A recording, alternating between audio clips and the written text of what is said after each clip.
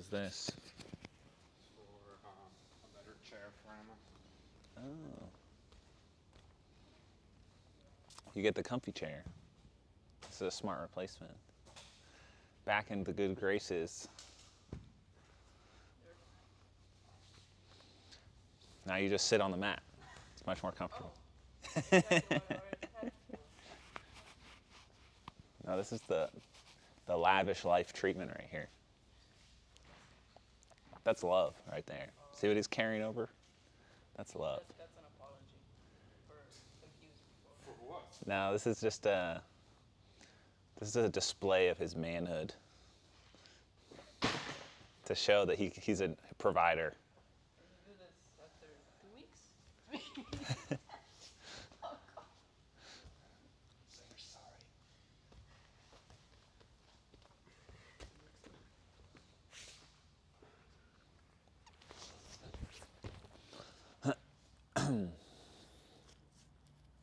Wow, these are all from today, this chat. Are we live? Yeah. Yeah.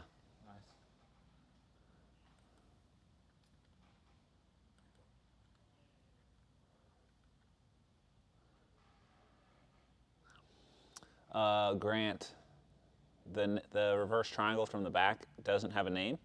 It's just, and it wasn't something that Gio showed me. It's just something he did during training. Usually when I go train with people, I don't ask too much specifics about their techniques, because for some people think it's like sort of secret, you know? But if I notice something about them doing it to me, I pick up on it. And that was just what I noticed. But it doesn't have a name that I know of. Maybe he has a name for it. But that was the first time I've seen that technique. Entries from bottom turtle, you mean for Kimura Trap? That would be tricky to do. Miha is a freaking aligned dude. Do you know what that means? Alien, dude. Alien? I'll take it. Oh, Take it as alien. a compliment. He spelled your name intentionally wrong, though, I think. I prefer that over M-I-J, Mija. but pronounced like Mija. in Spanish. I see. Oh, it's a good thing. He can't spiel. I see some lasso. That's a lasso. Oh, that's the guy we answered yesterday. Yeah. Maybe tell them if any Keenan Online members are in there to go to the site. Guys, if any Keenan Online members are here in the YouTube chat, make sure to submit your question to the Keenan Online chat box at the bottom right corner. When you log on, you will see a little pop-up thing on the bottom right. It looks like a little messenger icon, blue. You can type your question there and we'll see it here. And that will prioritize you in the question lineup. Let's see, it's 5:06. It looks like we're about ready to begin. Is there anything else of note? The usual? Yeah, link in the description for Tony's swag. I'll do that Yeah, at the end. Yeah. All right. Is Keenan Online different from the lapel encyclopedia? Yes. They're very different. Lapel encyclopedia is just for lapel guards, my lapel guard system. Keenan Online teaches all of jiu-jitsu. Including Nogi. Including Nogi, yes. Yeah, let's just bow it in and just get this show started here. I have some notes for what I'm gonna show, so I'm prepared, even if the chat isn't. All right, let's bow it in. Us. Welcome to my class. Today, we're going to be going over Kimura traps. Now, just a little background on what the Kimura trap is. The camera is the camera off? Is it tilted? Is that just me? Just pointed that way. Oh, it's that old pointing thing? Are you hungry, dude? You know, stomach's rumbling over here. I actually didn't eat anything proper today. I ate a little bit of breakfast. That's about it. All right, where was I? Kimura traps.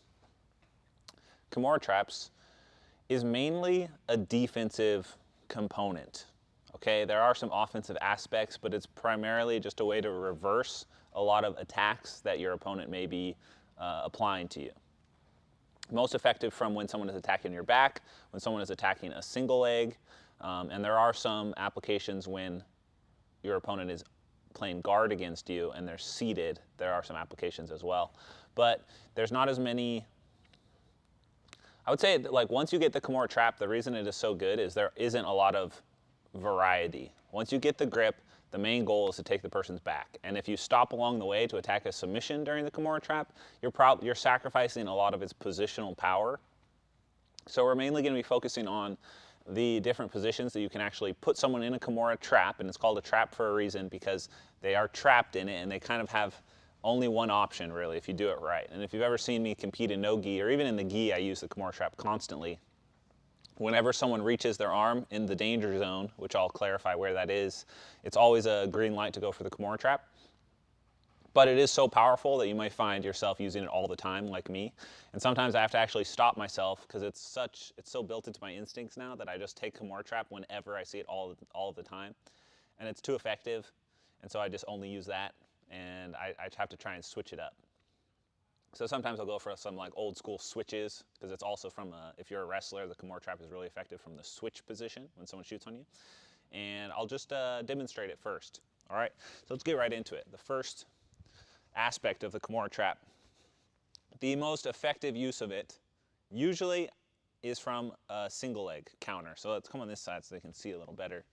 So this works especially well regardless of if his head is on the inside or the outside of the single leg, as long as this arm is in this area. So anywhere between my legs here to about my mid-chest is a Kimura Trap opportunity here. So if his arm is available from between my legs to my mid-chest, so that this means even if he has a body lock, the Kimura Trap is still available from all these positions with varying degrees of success and your ability to actually perform the movement.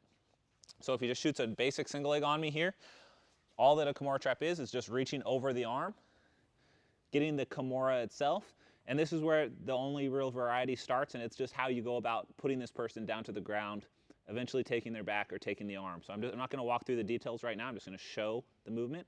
I kind of just sit down to the ground, and it's going to roll him over with the Kimura power. My stomach is over the back of his head, so I'm putting weight on him if he tries to posture up to get better finishing power on this takedown. And I just take a little hop forward, and you'll see he just kind of rolls backwards. And we land in a position here like this. The Kimura Trap is especially powerful as a back take, so once this grip breaks, he has to kind of make a decision which way he's going to turn. Usually they turn into you. And when they turn into you, it allows me to throw my hook.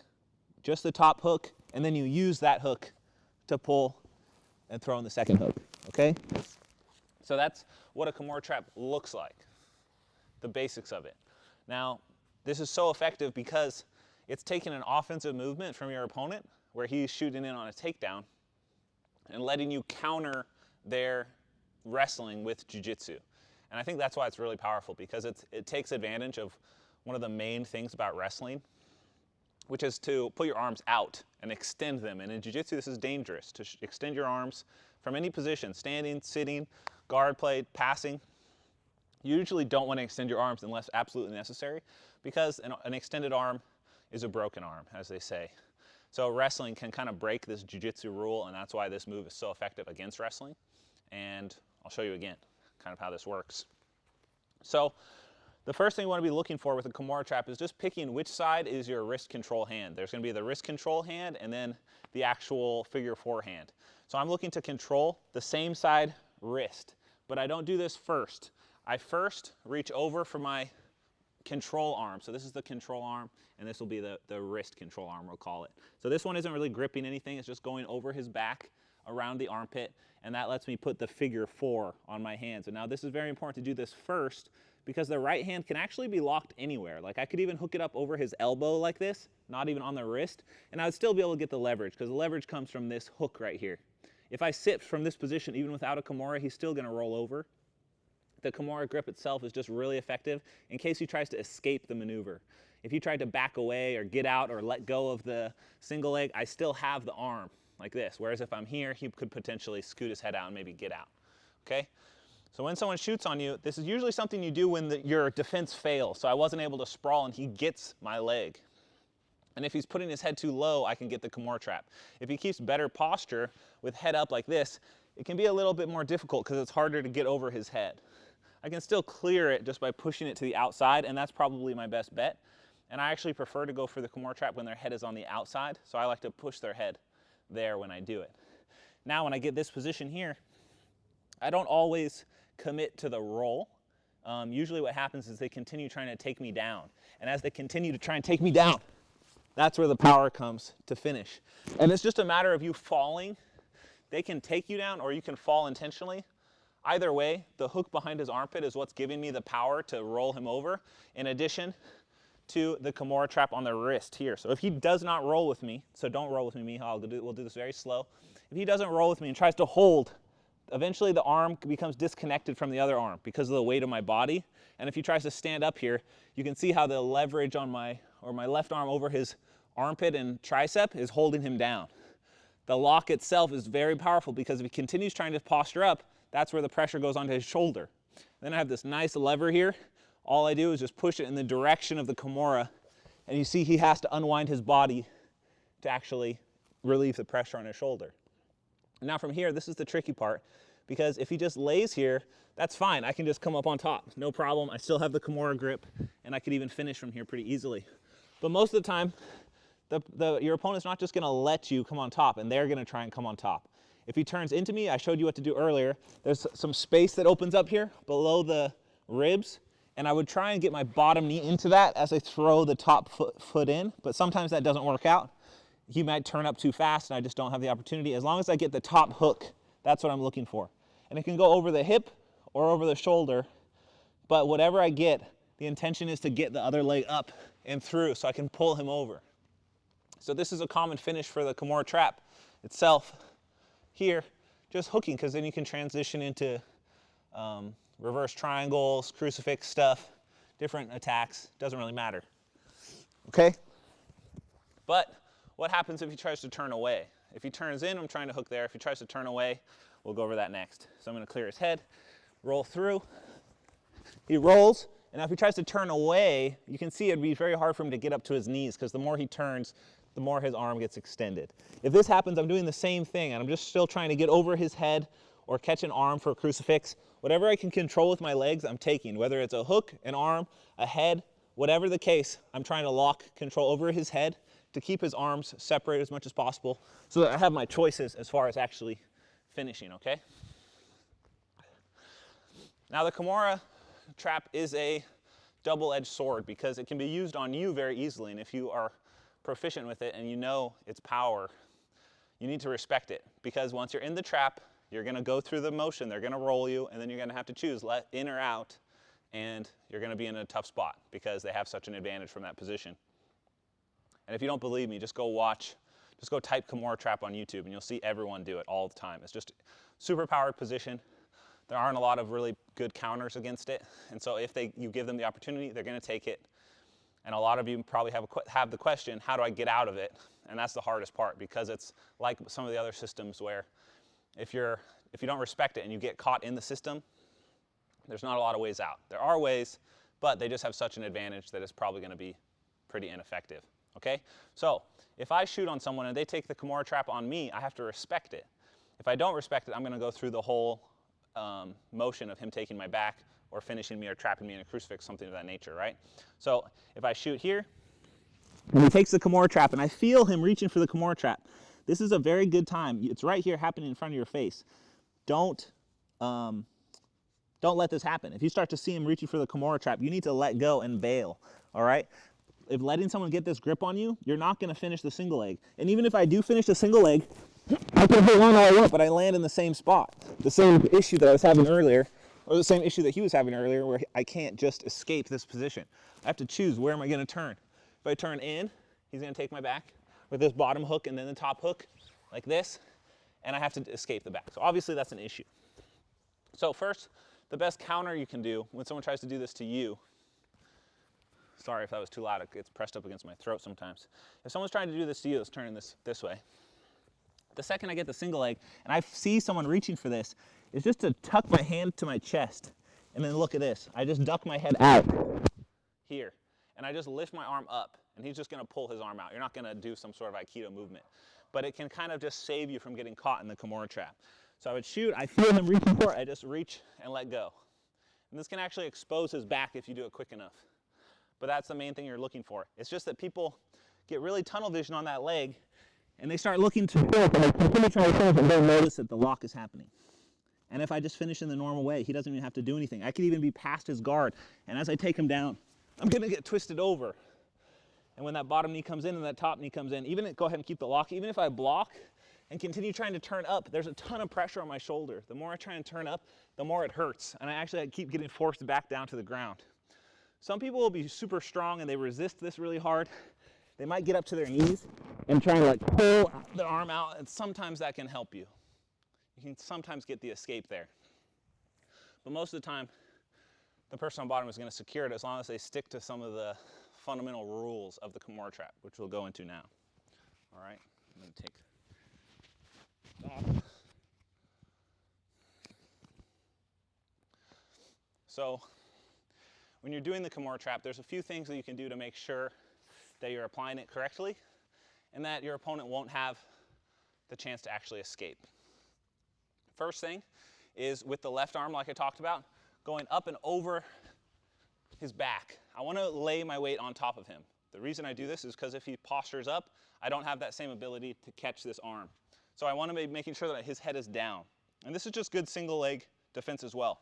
With an overhook or a whizzer, you can keep someone's head down pretty effectively and then switch to the other arm like this.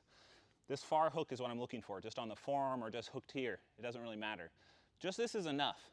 Even if you're not able to secure it because he's actively moving around, just having this hook here, as he continues to finish the takedown, you're going to be able to lock that Kimura up somewhere in the transition. Just stay focused on the goal. Don't worry about sprawling your legs.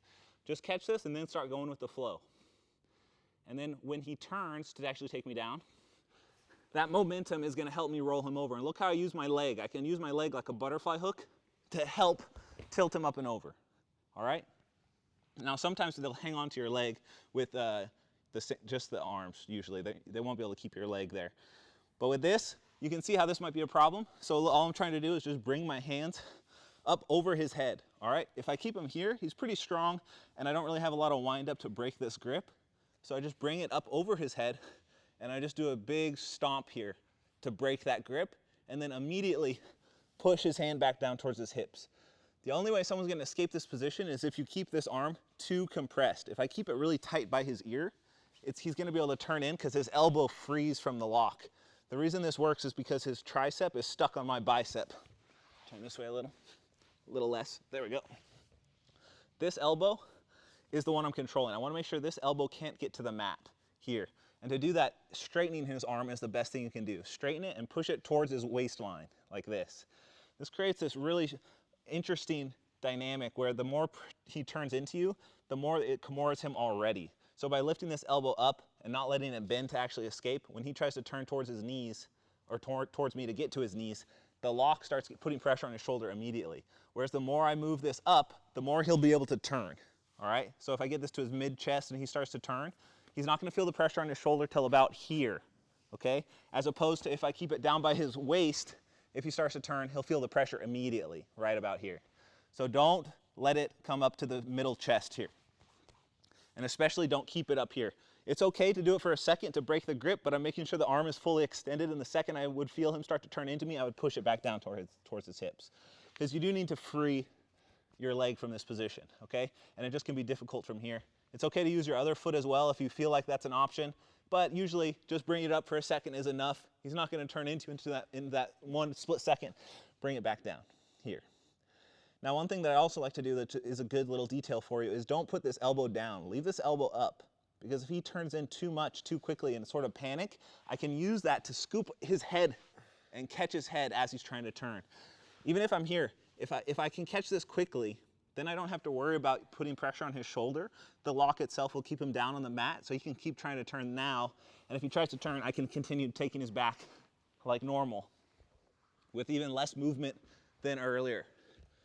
So keep this elbow up, keep the arm extended, and then constantly be looking for an opportunity to turn to your knees yourself. Because if I can switch my hips here and start attacking the Kimura immediately, I don't have to worry about him getting up anyways. I can just finish the Kimura. You don't necessarily have to wait too long, all right? So that's kind of the basics of the position. And we can go over the different areas and applications that you just do that basic movement. And then there are some specific finishes that we can go into a little bit as well. I'll just read some of these questions.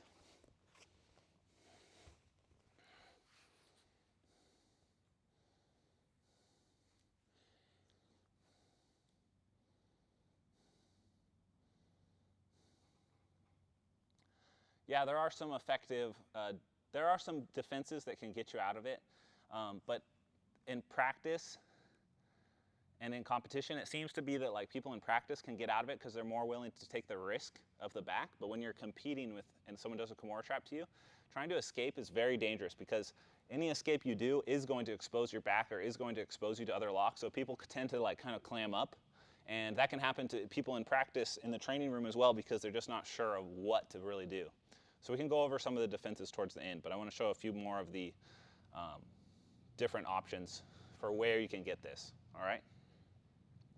Does it matter on head position of your opponent when you slap it on? Not too much. If the head is on the inside, you can still go for the lock, no problem. You just put your weight over their head. If their head is on the outside, you just sit a little more, and it's more of a shoulder lock to twist them over, whereas when their head is in front, it's more of just a sumogeshi. All right, so let's look at another position. One of the best uses of the Kimura trap, in my opinion, is when you're past someone's guard. So say you're on your back here like this. And now in no-gi, one of the main goals is to make someone turn into you, because if they turn into you and they start to get up to their hands and knees, the neck is exposed, and it's a lot more exposed than if he's flat on his back. That's why if you watch submission-only competitions in no-gi, people tend to lay flat on their back, keep their arms up tight to defend, because this is a lot easier to defend submissions from than if he's on his hands and knees or if you're on his back, okay? So people will tend to do this. So we kind of want to bait out their turtles throughout all no-gi, really. Like, of course, you can take side control and smash from side control, no problem. Eventually, maybe get a Kimura or north-south choke. But if they are turning up into their knees, there's just so much more available from front headlock and spinning to the back that you should encourage it when you can. So when I'm in side control, like this, I tend to not put a ton of pressure in no-gi. I like to just loosen it up a little bit more. I'll even take my weight off of them. Not so it's like obvious that I want them to turn into me, but I'll just remove a little bit of pressure so that they feel that there's an opportunity to turn in, all right? And when they feel the opportunity to turn in, this is good for me because I'm going to anticipate grabbing the chin to start looking for different chokes. But if he's quick enough, he should be able to reach the underhook and start coming up on a single like this. And this is a perfect way to go from side control to his back. So you're in top side control and I want to take his back. He's playing extra careful by keeping his back flat, not trying not to get submitted. And when he turns up to this position here, we're both on our knees, but I have the Kimura trap option. Right here, I get this first hook, get the second hook, post my leg up and keep my weight on my right knee so I'm heavy over at the top of him. Chances are when he sees the underhook opportunity and he comes up on both knees to finish this reversal, he's going to follow through and not anticipate the Kimura trap right away. And just that half second you need to lock this on will be enough. From here, foot on the inside of the leg to tilt him up and over, like so. And then we're looking for our different options. So for this one, let's just keep him here instead of taking the back. Taking the back is fine and all, but a really good option is just fishing for these reverse triangles. And you just do that by bringing the leg all the way over the head and getting underneath the wrist and then eventually the armpit. Once I get here, I can lock, and this starts to put pressure. I can finish the Kimura by coming up to my knees here, finishing, or finishing with just the figure four on his head. And then no matter where he goes, I can just ride this out with this lock and then look for opportunities to finish the actual Kimura as well. So you can do the Kimura trap from top side control. It just requires a little bit of a bait. Go ahead and go back on your side real fast. So what you can do to encourage someone to turn in is actually fight for underhook control and get it. Get this underhook control, but don't keep him flat on his back. Use the underhook to pull him up to his side. So I'll do that by putting my elbow on his rib and putting pressure so it compresses his ribs. And when I compress his ribs like this, you'll feel it. You have a pretty pointy wrist here that just drives right into his ribs, and then as well as your elbow if you want to be really mean. But if he's really insistent on laying flat on his back and he's got these T-Rex arms, I need to be looking for underhook. So I would clear this side, open that arm up, secure my underhook, and then look for an opportunity to get my head on the inside. Once my head is, his arm is to the outside of my head here, elbow up, pressuring, and you'll see this pressure will kind of start to make him curl, and you start to pull him up like this. Now from here, I could switch to the Kimura myself, but I don't want the Kimura on this arm. I want the Kimura on this arm, all right? So what I do is I just reach under his back, and I let go of this underhook. And they always take the bait. They're gonna keep turning. It's just the natural thing to do in that position. They see a way out, they turn up to their knees. Little do they know, you're in a good spot here. You have attacks to his neck, you have Kimura traps, and you have countless reversal opportunities with like funk wrestling style stuff down with his legs. So all I'm doing is I knew he was gonna do this. The Kimura trap's right here. There's nothing he can do to defend it. As long as he turns up to his knees and takes the bait, which they always take the bait, go try this, it will work. I'm just reaching through, stepping up, and then looking to tilt him over. And if he anticipates this and tries to defend, is that just wind or someone's out there? Wind. Windy. All right. So then from here, if he tries to defend by not driving into me, and he doesn't just roll over himself from trying to take me down and reverse it, that's when you start bringing your legs underneath him, and I want to face him with my body. The more I face him, the more I can turn him over. Here, bring the arm up, break the grip, bring it right back down. And then we're looking for triangles or crucifix control here, and we can set up crucifix. We can come on top, or if he tries to escape by turning into me, which is the most common option, is just bring that bottom knee in, then the top knee, and then once you have that first hook, you can let go of the Kimura and look for seatbelt instead and start threatening other chokes and positions. So you're not actually looking for the shoulder lock most of the time.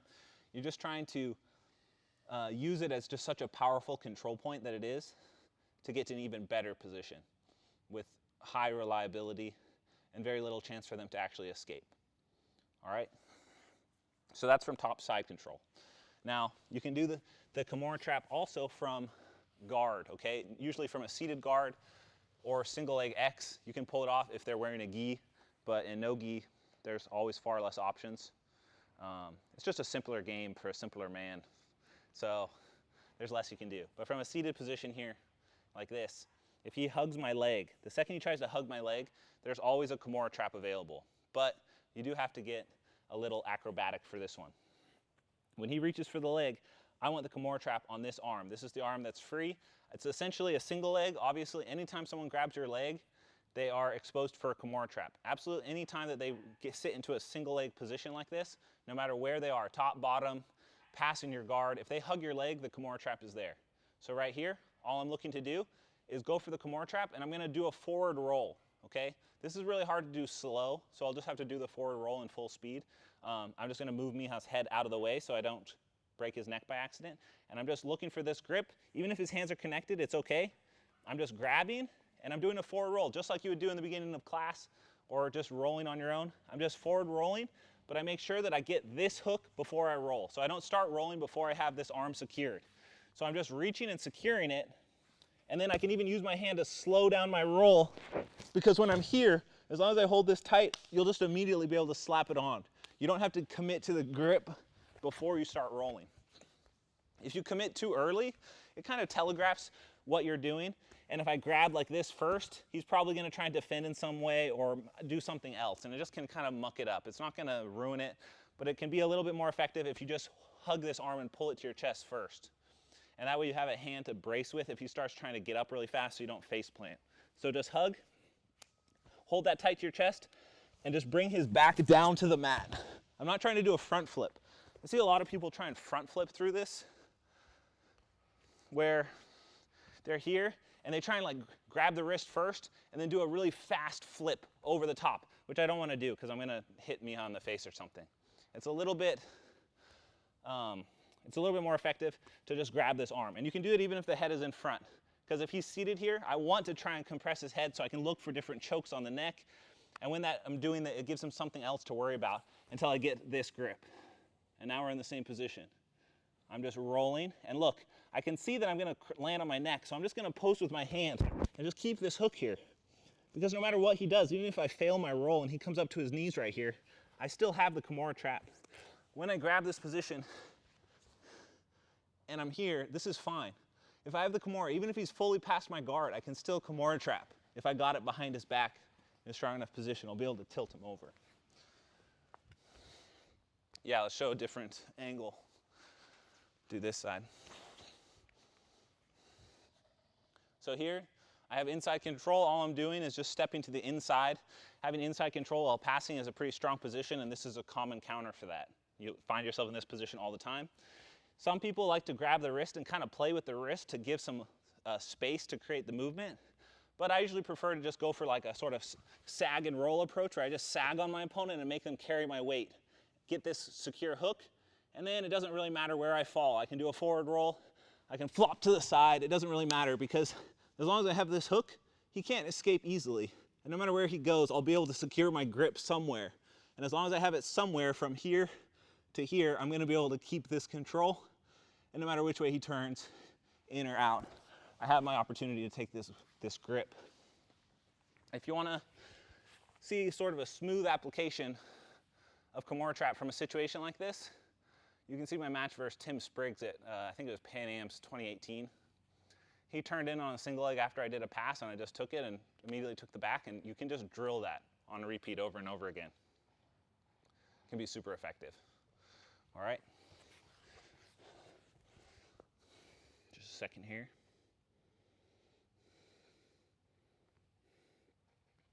All right. Are there times when you have to let go of the Kimura? There are a few instances, but it's only if they're very aware of how to counter it, and we'll get to that in a second. I just have to run. Okay, no problem. Hey Keenan, are there any good transitions from or to front headlock with the Kimura Trap? That's kind of moving backwards. The front headlock is less secure than the Kimura Trap. So if you're going to be sacrificing the Kimura Trap to get to the front headlock, it doesn't really make sense. You would have to not really have the Kimura Trap tightly to make it worth doing. And in that case, I wouldn't consider it a transition because you don't have the Kimura Trap. Because if you have the Kimura Trap tight, it shouldn't really be possible for them to just escape super easy. What if they put their arm through to their other hip to defend? They're still going to get rolled. That's why the Kimura Trap is really powerful. It doesn't matter if their shoulder is getting locked or not. So if they have pressure on the shoulder that could potentially make them tap, it's not as much of an issue as you might think. So as long as you just get the secure grip, it doesn't matter where their arm is, it's still going to get pushed into their hips, and you're still going to have the leverage to flip them over and roll.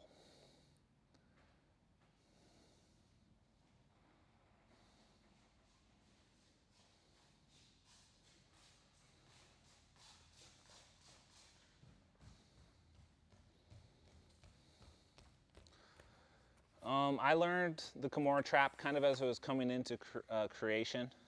Well, Andre Galvao was doing Kimura Trap back in like 2008. I haven't really seen anyone else do it before that, but then David Avalon made it his primary game, and I learned it from David Avalon.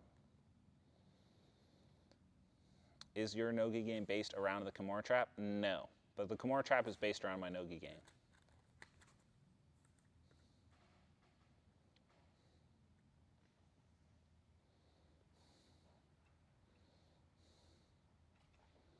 Does it work if there's a big strength disparity? Yes. That's like the definition of beating someone stronger than you, is like using more of your limbs on a single of their limbs. So if you can get all 4 of your limbs working on their head and one arm like this, you're going to be able to overpower them unless their one arm is stronger than your whole body. What about Kimura Trap from double leg? Yeah, all the traps, they function in the exact same way. As long as you can reach over the armpit like that, you can go into any Kimura Trap. I mean, all the Kimura Traps kind of are the same. It's just like how you choose to finish it. The Kimura Trap is just like taking an offensive movement they're doing and putting them in a Kimura as they do it. That's the trap. And then from there, you're taking a bunch of different options. I haven't got into the options yet. I've kind of just shown the back take and kind of a little bit of what you can do with your legs. There's a lot to the Kimura Trap system. But they're small details. Like if you have the broad idea, that's usually enough. If you know you're trying to roll them and take their back, that's usually enough. You can kind of improvise the rest of the way. You can document every single little option and little twist or slight variation you can do for sure. But it would take a lot of time. So for these streams, I usually like to just give a quick breakdown through the whole thing and then go into detail on it later when we record specific videos for it. All right, but now I'm going to show you the Kimura Trap for when someone has your back. And there's two really cool things you can do from here. So this is really useful because it can be used when someone even beats your Kimura Trap. So like I said, one of the Kimura Trap counters is just to uppercut really fast. The second you feel someone attacking your arm, just uppercutting and standing up straight. So if I Kimura Trap Miha, and he shoots a single leg on me, and I take the Kimura Trap, and he just clears his arm and ducks out to this side and breaks the grip, and I have to let go, and he takes my back. I can still go for the Kimura Trap. As long as there's an elbow for me to trap and a Kimura, I can still be Kimura trapping from here. This is a little harder to deal with because it only really works if he stays standing. If Miha immediately brings me down to the ground and I don't have the leverage to turn into him, I'm not going to be able to Kimura Trap. But from here, the best way to counter that, to make sure he can't throw you to the ground quickly, is to start sagging your hips and walking your hips out in front of you to make him carry your weight. If you're making him carry your weight like this, it's a lot less likely he's going to be able to throw you to the ground quickly.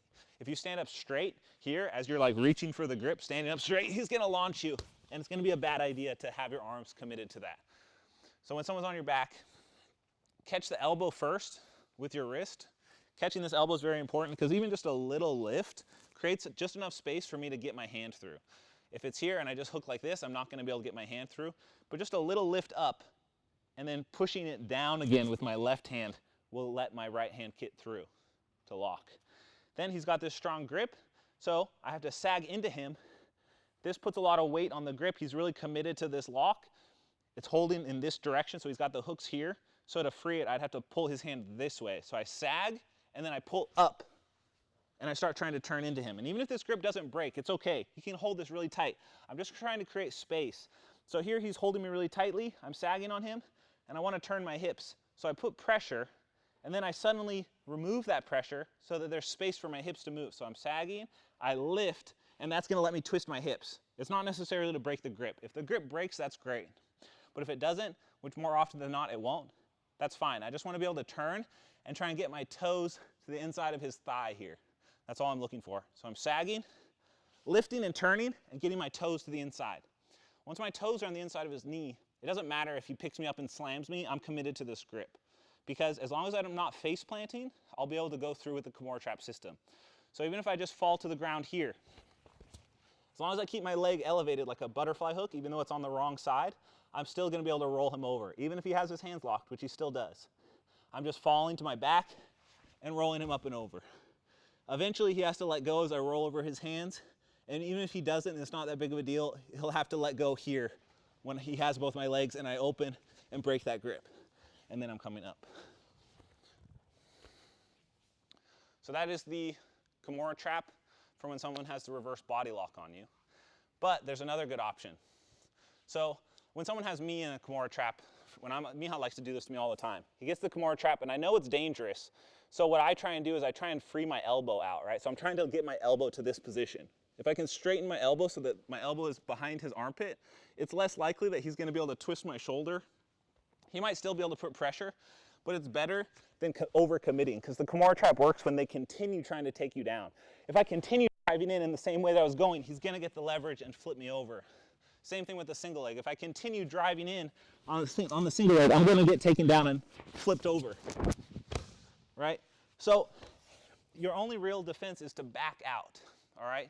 So one of the defenses is when you feel it coming on is to like go to the opposite side and just focus on like clearing your elbow out of this position. If he continues trying to go for it, that's okay, but moving around to the other side will allow me to control this with my elbow not in danger of getting locked, right? So when someone tries to do this to you, they're trying to avoid the position here like this. If I can get this lock here and I can just focus on breaking the grip, I'm going to be in a good spot. So when he tries to pull his elbow out, chances are his arm is going to release from his hand, right? So when he lets go of his hand and tries to pull this arm out, I might not have the leverage to flip him over anymore because I lost the arm. But what I can do is continue turning in, and as I turn in, look what my right hand does. My right hand reaches all the way across to the far hip, here. Now what this does is all I have to do is drop my knee to the mat, and then quickly pick it up again, and I can come out to the back, here. And then he could do the same to me. If I'm trying to clear my hand out like this, and he continues turning, it's the other way, here, and then this hand straightens across like this, you're in a good position to take, for you to get your back taken, basically. So they're here, like this. If I don't do anything, he's gonna Kimura trap me, so I have to resist and try and pull my arm out, and when this happens, you would continue turning as if you want to Kimura trap me, and I'm still defending it, and it's just a free option there. I'll show it one more time. So here, I get the lock. As long as I can get my foot at the inside of the thigh, I can just fall to the ground and flip him over. But this hook is very important. But if he's actively avoiding it because he's smart and he pulls this ankle or pulls this elbow out of the lock, here, I'm continuing to try. He's still resisting. He's going to be resisting. And when he's resisting, that's when I see my opportunity to reach all the way through to that hip. All right? This is a good option. Now, once you get this grip secure, we're moving on to another movement here. Once you get this grip secure, you have to get comfortable here. And you need to know some of the challenges that you're going to face. The challenges are him lifting me up. It's really all about laying your weight on him. It's much less dangerous to have him pull guard when your weight is here, like this, than have him jump to your back when you're standing straight. When your legs are straight up against him like this, and you're too bent over, this is where you're going to be in a hard time. So you need to make him worry about something else. And that's why it's so important to hang on him. Now, you don't see a lot of people do this old traditional wrestling escape where they put their hands down and sag like this. You don't see this very much in jiu-jitsu. Because for me to do this, he's just going to put double butterfly hooks from behind and pull guard. And I'm in a really bad spot. It doesn't actually clear me of the position. It just exposes your back. But with the Kimura, it's super safe to do this movement. Because if he drops, I'm just going to roll and continue trying to get the Kimura trap. So when I'm here and I sag on him, if he tries to sit or do anything, my weight is going to drop at the same time, and I'll be in the Kimura trap position. So he'll let you know to stay standing or not. As long as you're sagging, you're okay basically with him trying to keep you up or drop you to the mat. If he wants to take my back from there, I know I have the advantage because my weight is on him. And if he wants to keep trying to lift me, that's fine as well, because I'm defending his lift by sagging into him. And the whole time I'm looking for my opportunity to turn my hips. Because if I can turn my hips to face him and he takes me down in any direction now, it doesn't matter. Because as long as I have this grip, I'm going to be able to drive him over. Right? And then look for my next options from this. I think David Avalon calls this like the pillow talk position. Like we're just chilling watching TV or something. Right? And then from here, this is where you have your options of the different submissions. Coming on top, taking the back, crucifix, scissor chokes, head and arms, north-south, guillotines, squeezels. You got anything you want, really. But that's one of the situations where you can use this. It's very common, is that Kimura trap position. And then someone had a question about takedowns from there as well. Was it the? In KO? I think I saw something about the Kimura trap. This one was from half guard bottom. This one is... Yeah, the standing suicide takedown with Kimura grip. I think he's talking about the Kimura Haragoshi, Oh. which is actually a good option. We can use a crash pad to show it if you want.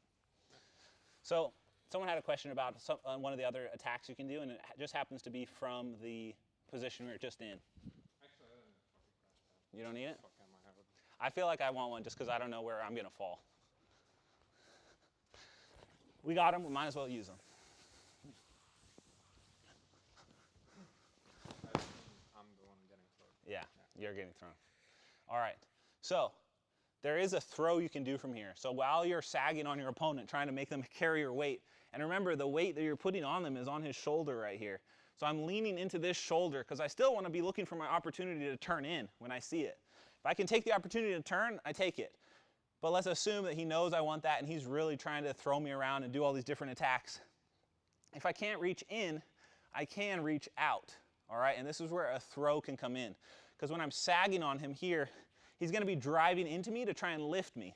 If he's not driving into me to try and lift me, he's probably pulling to take my back. So most of the time when you're sagging, he's going to be trying to drive and lift. And because he's moving forward, that's a good thing for me, right? Because all I have to do to make him overcommit to that is just step back a little early. So if I continue to resist and he just gets me up to standing, I'm not going to have the same momentum as if I continue to resist, and as I feel him trying to lift me, I quickly step in. And I'm just going to reach my leg around. Really want to point your toes inward like this to put the power in your hips. I made this mistake a lot until I started training with Justin Flores more. I would try and do throws with my toes pointed out in the direction I was trying to throw him, but it's much more powerful if you point your toes in and point your heel in the direction you want to throw him. This cocks your hips and lets the weight that's loaded on your leg here really turn and pop into this motion here. So the throw itself is not going to be clean. It's just a way to put your opponent back on the ground while you are trying to look for the Kimura Trap still. So I'm going to do this Harai Goshi, and as I do it here, I'm just going to hold on. And it's not a big throw, and the crash pad is honestly overkill, because when I come here and throw, you just land on the side like this. We probably didn't even need that. But from here, I'm still holding to the Kimura, and you have to make a decision on what you're going to do next. So let me just show this one more time in more speed. Because in a real scenario, maybe he like does a duck under, takes my back, oh, and I see the opportunity, and I'm defending, and then I'm looking for the throw here. If you come all the way over, that's really good. Okay, if you can roll all the way over, we don't even need the Kimura Trap anymore. I just have a regular Kimura, and I can break this grip and pass. Realistically though, let's say without a crash pad usage, and I'm trying to do this, we'll do it kind of slow. I feel that I'm not really able to turn in, and he's driving into me, and I'm getting pushed out of bounds or something. I can just like relax for a second, let him drive too much, and then trap this leg and bring him down. So here, I have the Kimura grip. If I stay on this side, I can't do much because my own wrist is trapping me from facing here. So I want to go up on my shoulders and hop my feet across his body to this side while keeping the Kimura grip. Now from here, you can see the position starts to look more familiar because my right foot can go to the inside of the thigh. So if he decides to try and come up on top, I can reverse him and bring him back down, looking for this opportunity. And if his hands are still tied here, I just put pressure on it in the direction I want. And even if he has a really strong grip, I can break it back in the opposite direction. So I push, push, push, and then come here and then push again to break these grips. All right? So this could be considered a suicide throw if you don't heavily commit to the Kimura Trap. Because if I'm here and I try and go for this and I go to throw him, but maybe it doesn't work and I land here, like I must keep the grip, because if I don't keep it, he's just going to pull me back. So I have to commit to the grip. Because even if I'm smashed like this, remember the rule, as long as I can get my shin to the inside for the reverse butterfly, I'm going to be in a good spot. Because if he continues to try and pass my guard around this way, as long as I keep the hand and the hip, go ahead and try and pass around to your right. As long as I keep the hand and the hip, he can't go chest to chest with me. Because if he tries, I can bring him all the way over back to the Kimura Trap position. Okay? Which brings us to using Kimura Trap from guard. Because you can use the Kimura Trap from bottom whenever someone reaches their hand down into the danger zone. Okay? So if I have knee shield or half guard, and I see an opportunity to catch this arm, I'm going to take it. Because if I can get wrist control, and I can sit up here like this and get this Kimura, even if he defends really well, which is fine. I want him to defend well, because that's what allows me to do the Kimura Trap. Is that really wind? Yeah. So loud. Sounds like someone's trying to break into our bay doors right now. So if he doesn't defend and he just gives me the arm, he actually has a better chance of escaping this, because he can straighten that arm and I can try and bring him over, but it's like I don't have as much torque to throw him. And that's why the Kimura Trap is really effective, because he has to decide, does he want to risk getting his shoulder twisted and tapped, or does he want to defend and give me this really strong hold to throw someone over? So most of the time they choose to defend. And let me get that half guard back. So when I'm here like this, I have a lot of leverage here. I just have to get my hips underneath here. And now he doesn't have a base in this direction, right? Which is the main thing about sweeps. As long as he doesn't have a base in one direction, I can sweep him in this direction. So what I do from here, just for a super simple sweep, is just get my hips deep underneath him, and then I'm just lifting them this way as I bridge to bring him up and over. Sorry about your face there. Here. And now this is where we run into the Kimura Trap dilemma. You have the grip, and you know the Kimura Trap's really strong, but I'm also in an awkward half guard. And to get out of the awkward half guard, I have to let go of the Kimura Trap, but never let go of the Kimura Trap. You never want to downgrade back to a worse grip. So you pass his guard right here. He doesn't have his hands really worried about me, so I just post up on my head and start sliding this leg out. And if he really is trying to hold on, I'm using my other feet to clear these positions until I can go back to the pillow talk position, okay? If you use that Kimura grip and you don't commit to it, that's when you're gonna get out scrambled and they're gonna take your back. Because if I had let go of that grip there, you can see how I'm off position, I'm off to the side. He's gonna be able to turn and take my back, all right? Now, if he doesn't give you, yeah, Davi Ramos has used this. Everyone uses it, it's everywhere, all over. MMA, jiu-jitsu, gi, no gi, it's just really effective. Okay, but there's another position I can do from here from guard as well, back on this side. If he's trying to like pass my guard, maybe with like some sort of body lock pass here like this, and he gets past my legs to one side here. You can be getting past, but you can still go for the Kimura Trap, and it actually works really well when your legs aren't controlling him. My legs are free, he's basically past my guard, and this is usually when you see the opportunity to get the Kimura Trap, like this. When I get it, this can be fine, but the problem is there's a very good counter here when he doesn't have my legs. He can step over and do the far side armbar, which is a really effective Kimura counter.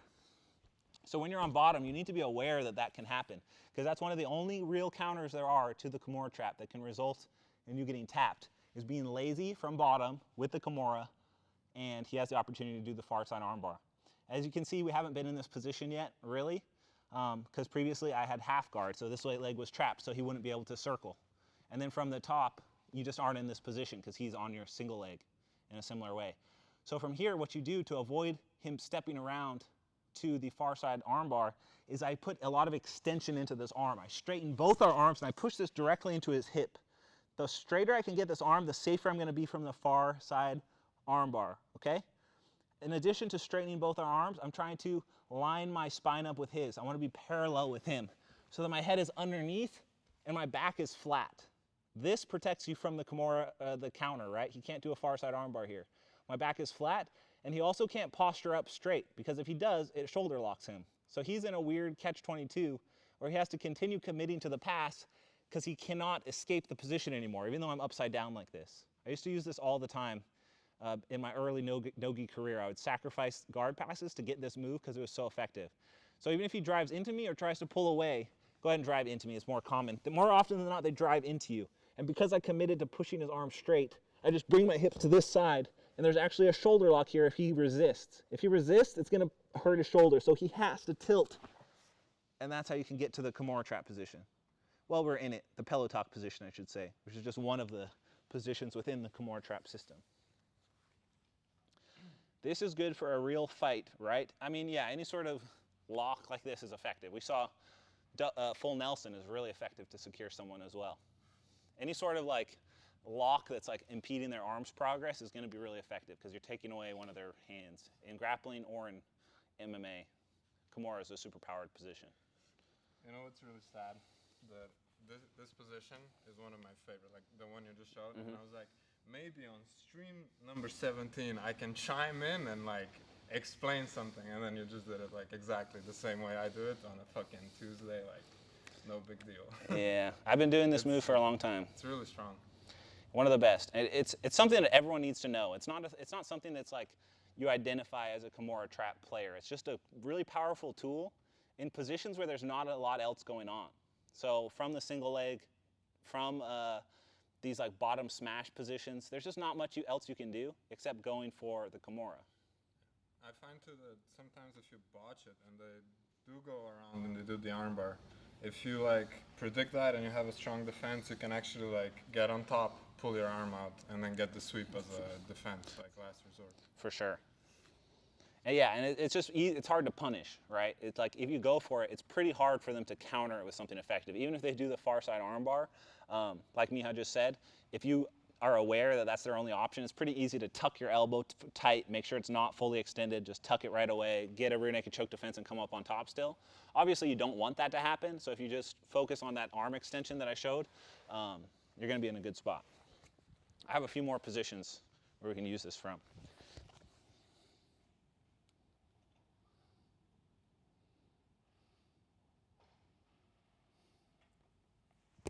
All right, so also it's important to remember that whenever you have a Kimura trap, you also have the Kimura itself. So yes, the throw is super powerful, but what you'll find is people get wiggly. And when they get wiggly, they start to lose their control of the Kimura. So they might be holding their hand like this, but if they feel they're going over and they're familiar with the Kimura trap, they might let go. And when that happens, you need to be ready to actually take the Kimura and finish with it. So from all of these positions that we're in, you need to be looking for the actual Kimura lock itself.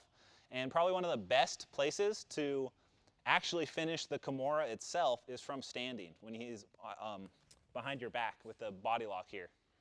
So this position is actually one where the arm lock is very prevalent.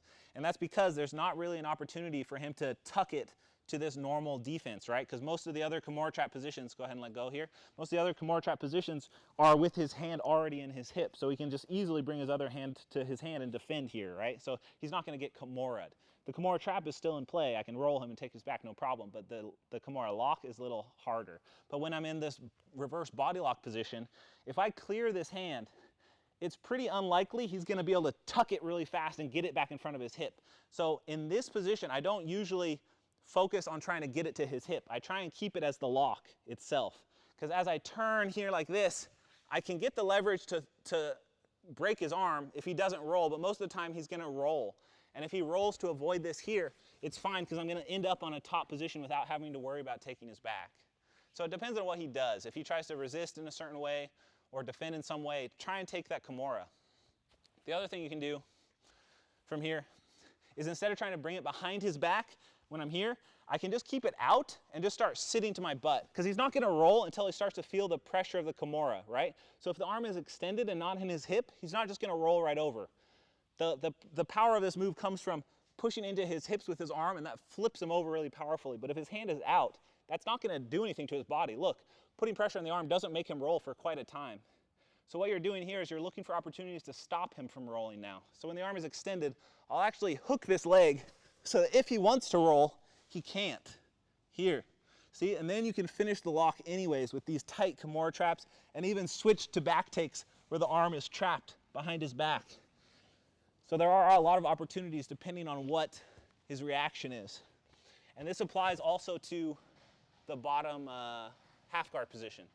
So when I'm here in bottom half guard or bottom, like I'm getting past or something, if his hand touches the mat and I see that it's not tucked into his hip, I'm going to try and get the Kimura and keep it out. If he wants to curl it into his hip to block, I want to keep it straight so I can get it behind his back. And this is something we did the other day where if I can't finish him here, it's because his arm is coming straight out from this position. There's not a lot of twisting force on the arm. That's when you bring it down to his hip this way and then come up. And this pressure is actually pretty strong. And then I'm not trying to bring it up this way. I'm trying to tuck his wrist behind his back now, down like a chicken wing. This takes a lot less force because now I just have to get it just like an inch up. Whereas if his arm stays straight, I have to push it all the way over here before I can start to get pressure to actually tap him. So you're playing this kind of fine line of like wanting him to put it in his hip to block it and also not wanting him to do it because you can also submit him from here. So it's him that's kind of like stuck in this in-between rock and a hard place kind of scenario.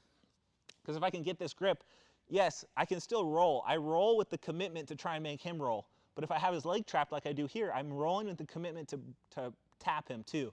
So I'm trying to come here and roll him, but if I cannot, I have to tuck this behind his back to finish. And that can be applied from almost anywhere. Okay? So now let's get into some of the defenses. Because if you don't know the defenses to this position, you're going to be stuck in it a lot, especially if someone is good at it. So there are a few small opportunities to get yourself out, but most of them aren't. Most of them are from before the position is fully locked in. Let me see what you guys are saying here. Instead of turning in when someone rolls you over from the single leg, Marcelo Garcia says you should just bridge and your upper back and shoulders on your opponent's stomach and try and get on top. Is this good? I mean, you don't have a lot of options. That's what I'm saying. So, like, that's something you can do, yes. Is he in a better position than you still? Yes. They're in a better position. So no matter what you do, they're going to have a good chance of winning still. The best possible thing you can do is try and block it before it happens, all right? And it's actually it's kind of easy to do if you just have a little bit of reaction time and can recognize the position. So for me, it's pretty easy to recognize because I've been doing this so much that I constantly do Kimura traps and have them done to me. But if this is newer to you, it'll be harder to recognize. But basically, anytime someone grabs a Kimura on you, you have to quickly go from whatever position you're in to being postured and like trying to uppercut yourself in the chin. That's the counter. You try and uppercut yourself in the chin. And this can be done to just counter a lot of basic Kimura stuff. So say Miha has me in half guard on this side, and he sees an opportunity to take a Kimura here.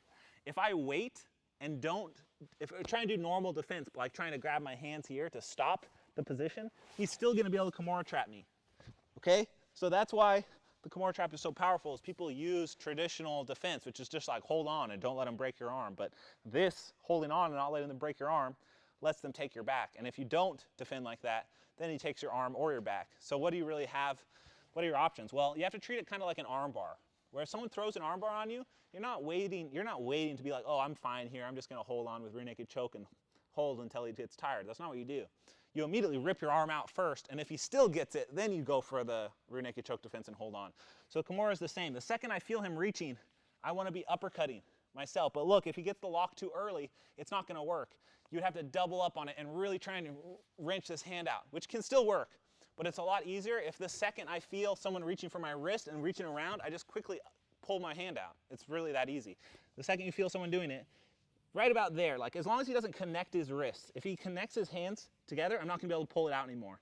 But if I feel someone sitting up to do it and I just quickly do one of these, you'll be fine. And this can be done even from pressure. If I feel him reaching for it, I can just quickly pull my hand out and defend every single time. And that's a very good option. If you're a little stronger than your opponent, which if you're on top you can assume to be, maybe you took him down so maybe you're a little bit stronger. If he goes for the Kimura here and gets it locked, you can connect your hands, tuck your elbow. Tucking the elbow kind of brings his weight down, and I go palm to palm like this. I go palm to palm, and this will help me torque my hand up here. If I can get my hand vertical, it's going to start putting a lot of pressure on his wrists and shoulders himself, like this. And he'll have to take his arm out. So if you're strong enough, you can just go palm to palm like this, and just lift that arm until it's vertical. And that can be an effective defense as well. All right? So that's preemptive. But what happens if you're stuck in it and you get pulled all the way to the pillow talk position? Well, that's a lot harder to escape. But let's talk about it. Move this thing.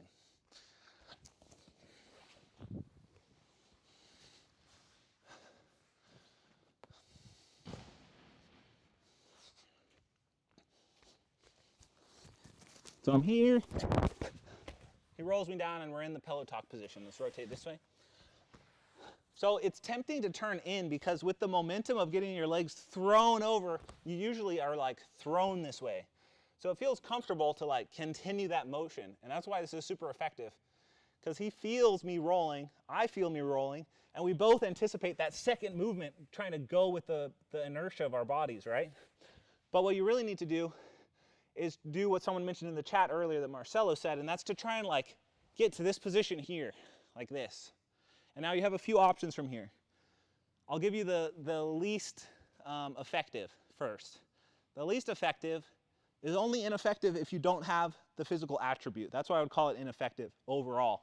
But if you're long and flexible like me, and you can get your foot inside the Kimura lock itself, this will actually defend you from getting your back taken. Having your leg in here like this. It also defends me from the lock itself. If he tries to come up on top or tries to do anything, he's kind of stuck.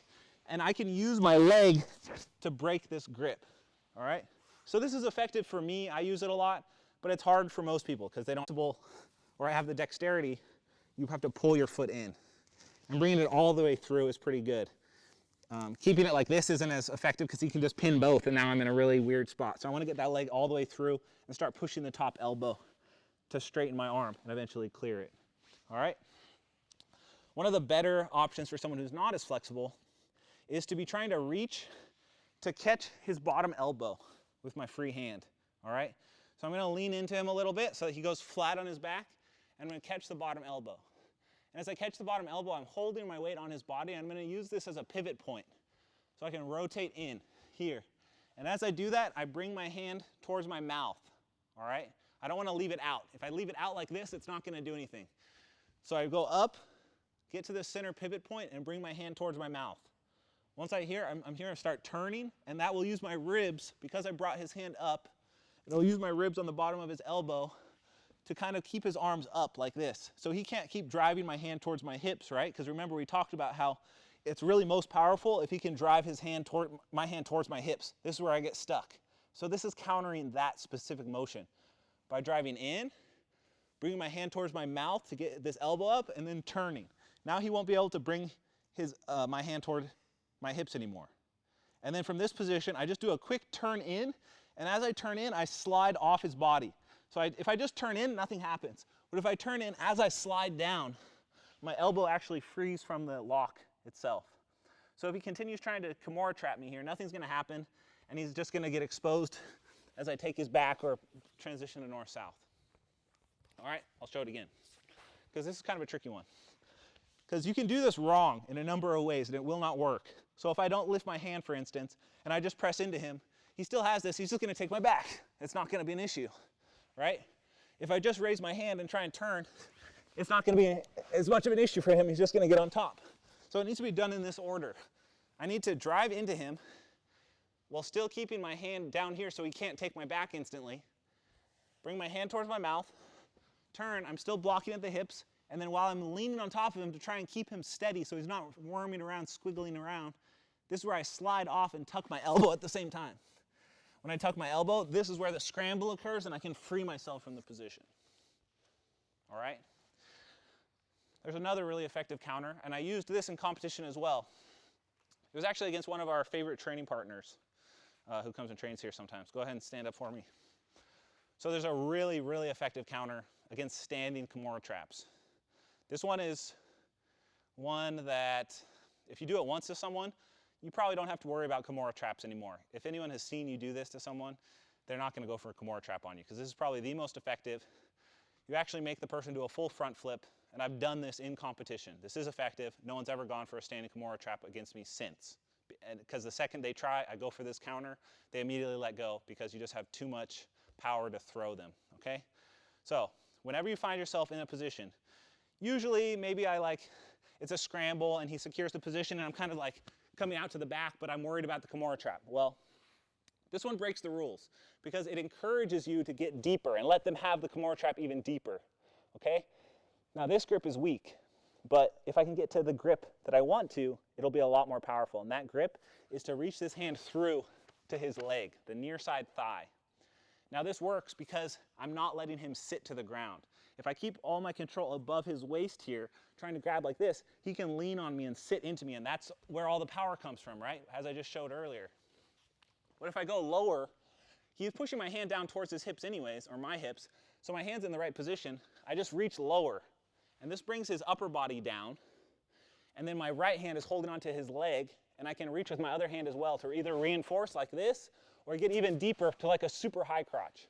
This will stop him from sitting, right? If I'm here, he can't sit to the ground. I can hold him all day here. He can't sit. As long as he can't sit, I can't get Kimura trapped. So what you do is you commit super hard to a grip deep like this, and then the second grip goes super deep and grab his hand. I grab on his hands, on the grip itself. This is what makes it scary for him, because now he can't let go if he doesn't want to. Or if he wants to. It's harder for him to let go. He can take his left hand off, but he can't take his right hand off. And because I'm grabbing the bottom hand, this one is kind of trapped. See how this hand is underneath? But I grab this hand. It pins both of his hands with one grip here. And this is what makes it very scary for someone. Because next, I'm going to lift him up in the air. And his weight is so heavy and forward that he's going to tilt forward. I'm not going to complete the throw. I'm just going to lift and show how he kind of starts to tilt forward. So I plant, I have a really strong horse stance here, and I lift. See how he tilts forward without me even having to do anything? I didn't even try and lift him over. But we can show kind of how the movement works if Miha just games it a little for me and rolls onto this. But if you do this quickly, he won't have time to sit to his butt and actually lock the Kimura itself. So you feel it, you commit to it, and you go to the leg. Once I go to the leg, I'm just reaching deep and grabbing the hands, and then he instinctively is probably going to catch my leg with the inner leg, like this. So all you have to do is when you do this, you move around to the front of his body. So, and I just do a little circle to the front, and I lift here like this. And it doesn't really take much. I don't have to like twist him.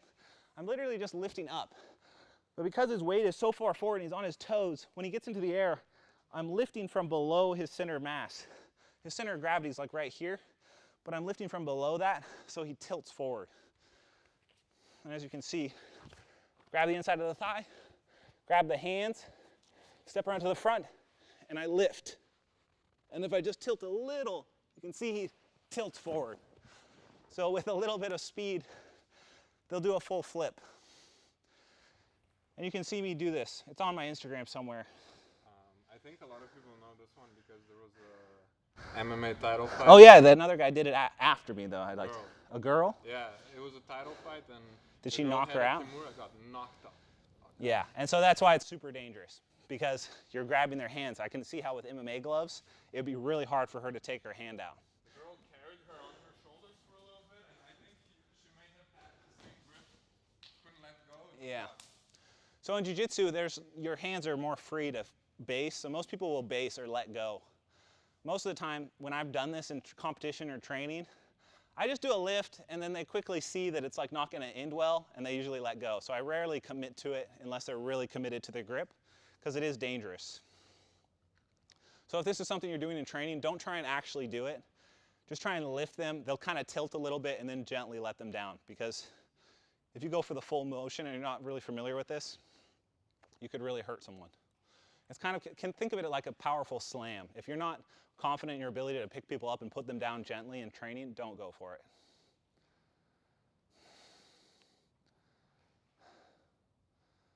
All right, guys, so that concludes our Kimura Trap crash course. We kept it up for about an hour. Remember, there's a lot more to this. Different options from each of these positions that we did, as far as like finishing options, leg configurations, reverse triangles, wrist locks. There's a lot of wrist locks that you can do from here. A lot of front headlock transitions. If you lose the position, you can get to a front headlock pretty easily. As well as just good counters all around, because anytime someone is moving around and they wrap their arm around you, the Kimura Trap is there. So for more options, you can sign up to Keenan Online and see our full Kimura Trap course. We already have one, don't we? So we had a full Kimura Trap course already on there, I believe. And this is sort of just a quick break in on it with some new stuff that I haven't filmed before. Tony, are you going to train today, or you're busy? Sounds like he doesn't. He's not interested. Huh? All right, we'll train today after this. So I'll be right back. Oh, we should bow out the class. All right, that's the official end to the Kimura Trap class. Oh, I can do all the ads. Huh? I can do all the ads while you're gone. I see. All right. All right, guys. Thanks for coming. I hope you all enjoyed. Let's bow it out. Us. Yeah, you can talk to them and tell them.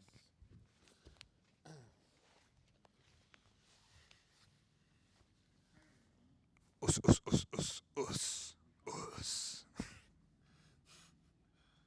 All right, guys, here's what I need you to do.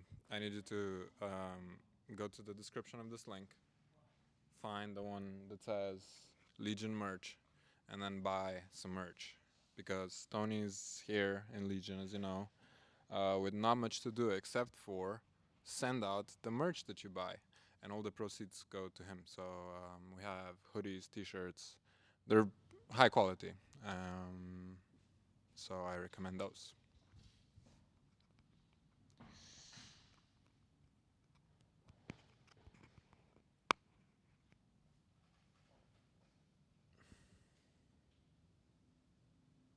Kimura Trap from Tornado Guard.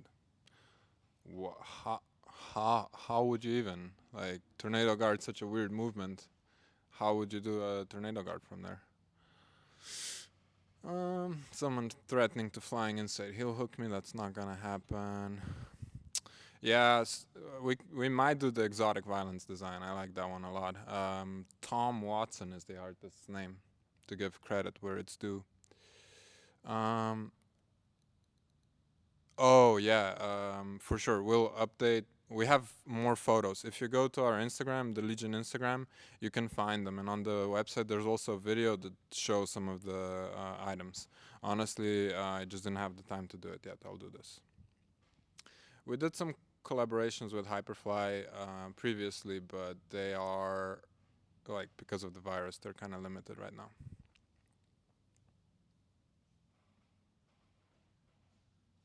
We had rash guards and we ran out, and we didn't really restock on them because, you know, the whole pandemic, no one's training jiu-jitsu anymore. Co-owner, yeah. Obviously a lower percentage. I'm not vegan. Also, since I still have the microphone, I can still do ads. The Lapel Encyclopedia, Keenan's Magnus Opus, 14 chapters. Everything from principles of lapel guards to the guards, guard passing, worm wrestling. Amazing. $141.99 right now, lapelguard.com.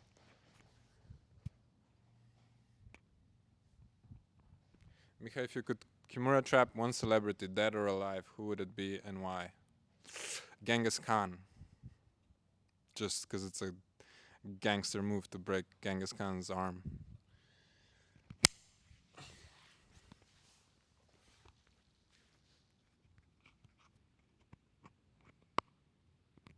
I've never been to South Africa before. I would like to go, just not to the murdery parts of it.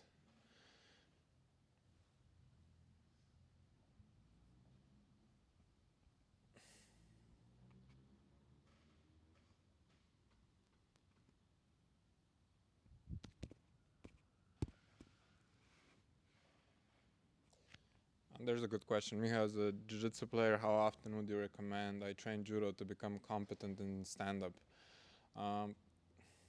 Well, the way I did it was obviously a lot of judo and then almost no judo.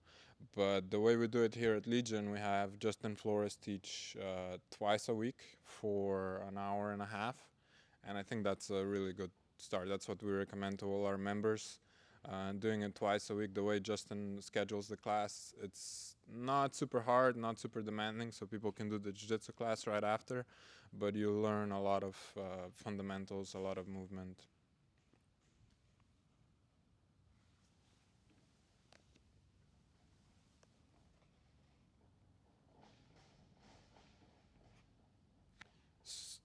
So, this is a confession, but I don't actually participate in the judo class regularly, so I'm not exactly sure. I think Randori just recently became a part of the class as well. Before that, everyone was kind of going through the basics.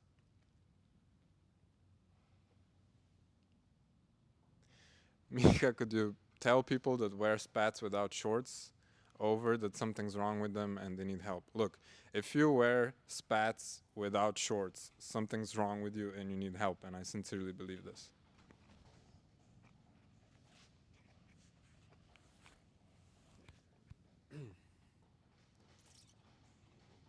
When can I join Legion? When this pandemic is over. The one that decides that is the virus, not us, not a politician, no one. It's the virus.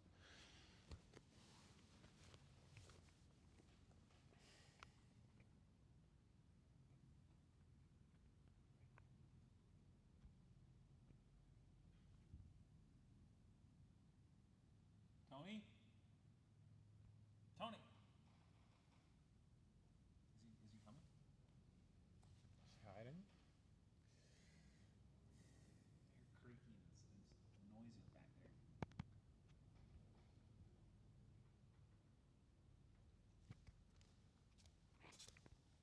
Do you want to tell people what's wrong with wearing spats with no shorts? It's just like grotesque, barbarian. I'm actually kind of into that look, personally. If you ever see me wearing spats, it'll always be with no shorts, just spats only, and also no rash guard.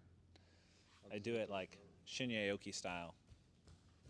Well, that's the exception. If you're Shinya Aoki, go for it. Get colorful spats as well. Yeah, Shinya Aoki can pull it off, but if you're not Shinya Aoki, you probably shouldn't.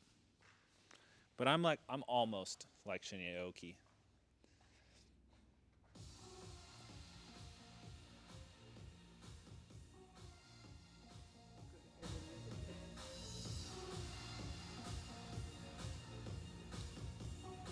Where'd you get the Mamba sweater? From the Mamba Sports Athletic Center. I spent some time up there because I have some good friends over at Homelo's gym who train there.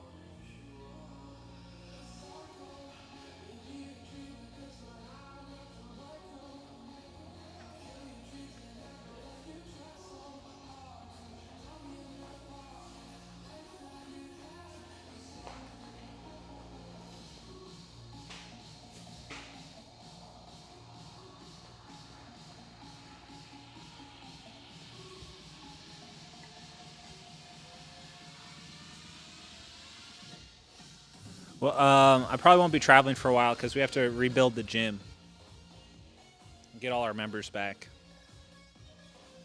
All right, we're gonna start rolling now.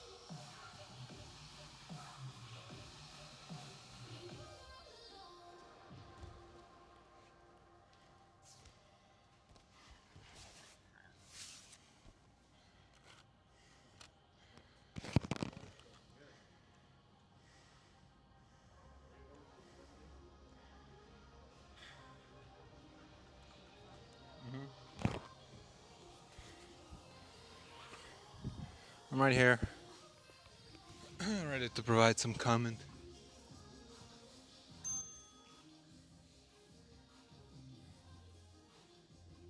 Ilya, I tried to remember what Williams guard is, just to do it as a troll, but he just passed my guard.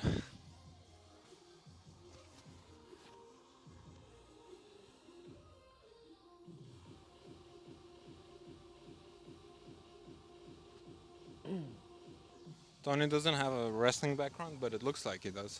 That's for sure. He has a being jacked and athletic background with some wrestling on top.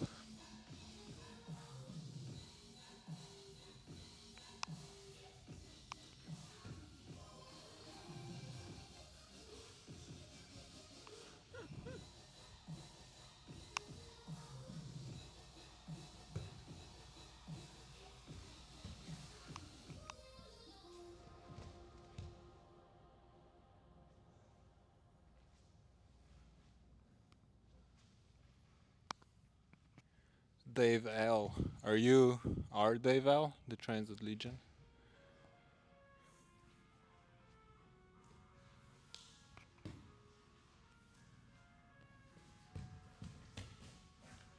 Too bad, you should move to San Diego and start training here.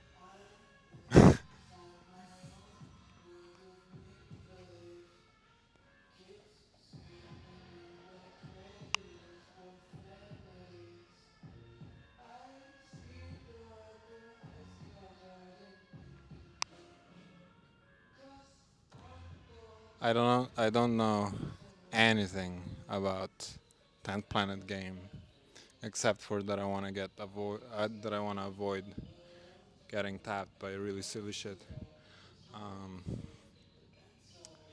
And butterfly guard, really good for nogi, especially if they're passing on their knees. I mean, obviously standing up, you don't have butterfly, but yeah, really good for nogi. Gi, there's obviously specialists. Adam Virginsky's really good at it, and a couple of other people. But yeah. Also, guys, I see some a little bit of negativity there. Someone commented something about veganism and stuff, and I think, look, we're all closed inside, isolating most of the time. Obviously, us three, we're super fortunate to be rolling and stuff. But I think that being penned up, not being able to train, it seems like, especially in the jiu-jitsu community, it's producing a lot of beef and negativity and stuff like that. So let's just be friends. Let's keep negativity out of the chat. If someone's vegan, let them be vegan. If someone's a 10th Planet fanatic, let them be misguided, okay?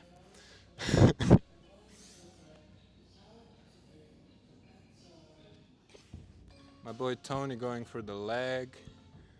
Keenan's very crafty with his defense though, keeping everything tight. Tony's best option right now is to switch to an inside Senkaku, but see how Keenan didn't allow that to happen. And now Tony's in a very bad position, getting smashed from a leg weave type situation.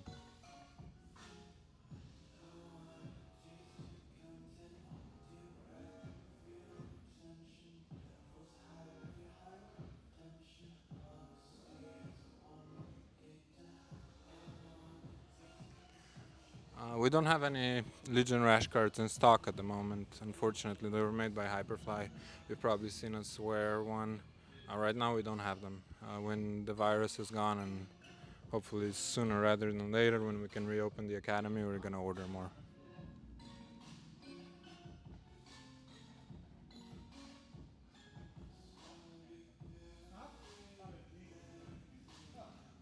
How do you stop that crossface when going for knee bar in the situation that happened earlier? It's pretty hard at that point. You have to lift your hips up and kind of roll the person over so they can't camp on top of you. And you're trying to prevent them from putting pressure down with their knee between your legs in that leg weave. That's kind of what you're trying to stop. Inverting is my best bet, my best guess.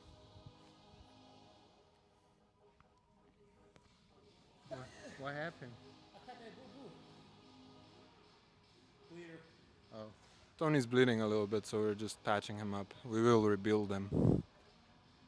And before anyone asks, you know the ear guard that Tony's wearing? Every single stream someone asks where they can buy it, when, who made it. It's actually Tony's invention, and also we'll be trying to make them available for everyone once this is over. Mika, who's your favorite MMA fighter? I'm a big fan of MMA, so there's a lot of them. I like Khabib as a fighter more than a person, um, a lot. And Charles Oliveira, the Bronx, I dig that guy. That guy is like actually going aggressively for submissions. He's got good stand-up now too. I'm a big fan. Tony Ferguson's always fun. Kamaru Usman has 100 personalities and none of them are interesting, but I appreciate his fighting style too and what he's able to do.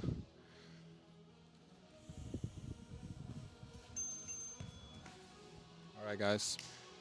I'm in.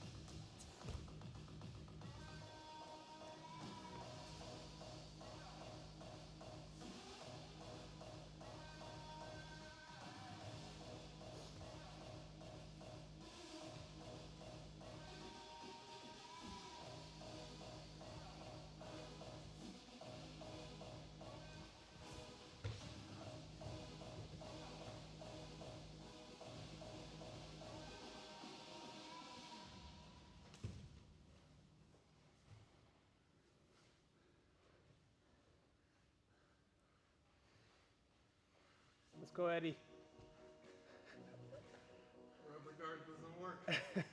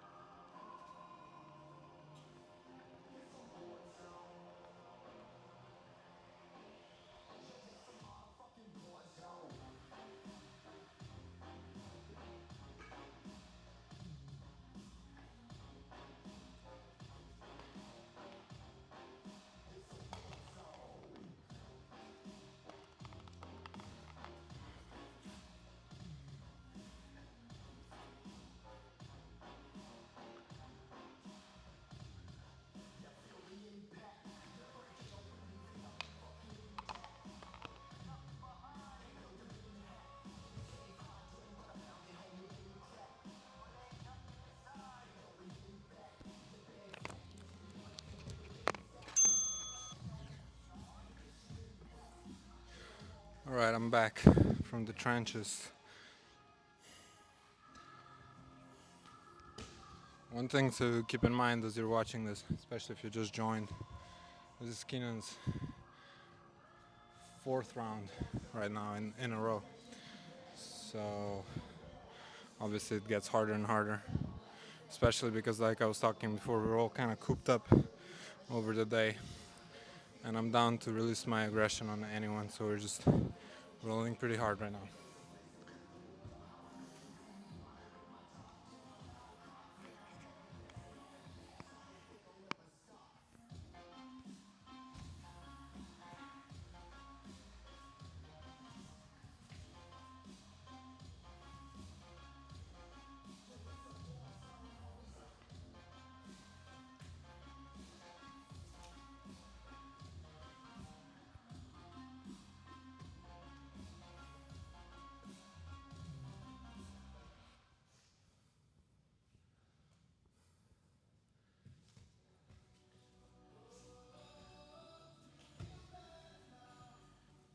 Tony's got a really good guillotine and he has a really good diesel squeezle. If you don't know what the diesel squeezle is, you're gonna have to sign up for Keenan Online and check it out in the no-gi section. It's really annoying choke. I find myself fighting out of it quite often. Keenan didn't promote Tony. Actually, it was Andre Galvao, I believe, who gave him his blue belt.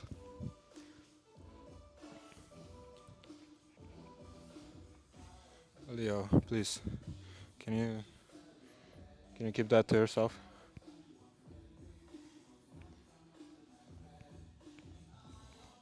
I don't think heel hooks should be allowed in the gi.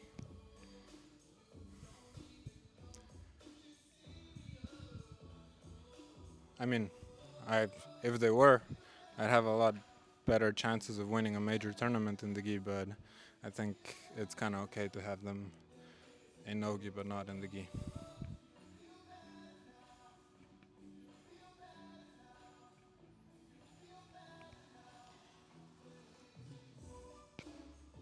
Like, it would just change the game so much with the friction from the gi pants and the other guards and the other grips. People would only be looking to get to heel hook positions.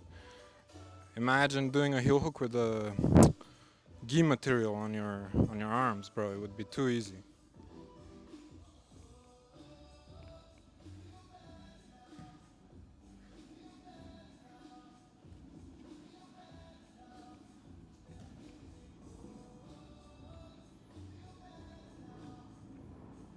How useful is your judo background in your jiu-jitsu game? If you could go back, would you do wrestling? So I'm from Slovenia and I started doing judo in Slovenia. Slovenia has a really powerful Olympic team for judo, so there's no wrestling, almost no wrestling. So I wouldn't be able to do wrestling, but if I could pick between the two, I'd probably pick wrestling. But by learning wrestling later while already doing jiu-jitsu and coupling that with my judo, I think that gave me a pretty unique stand-up game where I can blend the two. Whereas if I just did wrestling, I probably wouldn't know any judo. Tony's fighting out from deep waters here, as we can see. Triangle, crucifix type position.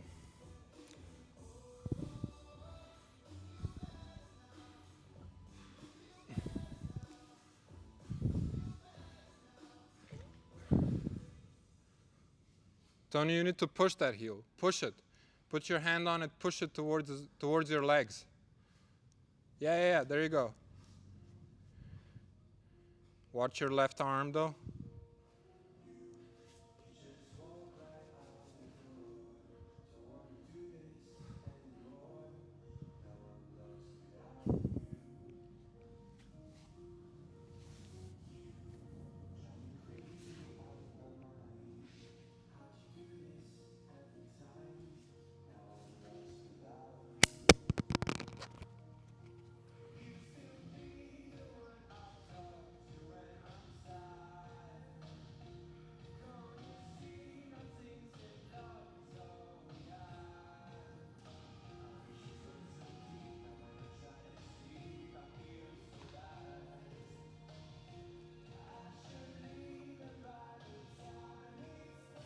If we're talking about the best rule set for jiu-jitsu, in my opinion, it honestly just depends what you're looking for. Are you looking for spectators?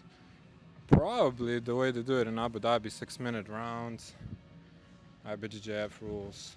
That's probably the best for the spectators. Personally, submission only, no time limit. That's what I would want to do. Just want to find who's gonna tap someone.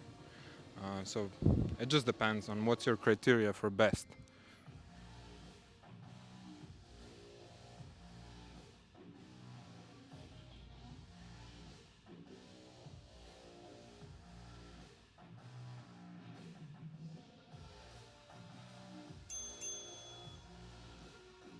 Time.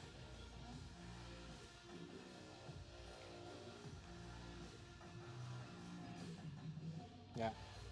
Okay, all you cool cats and kittens, it looks like it's my turn.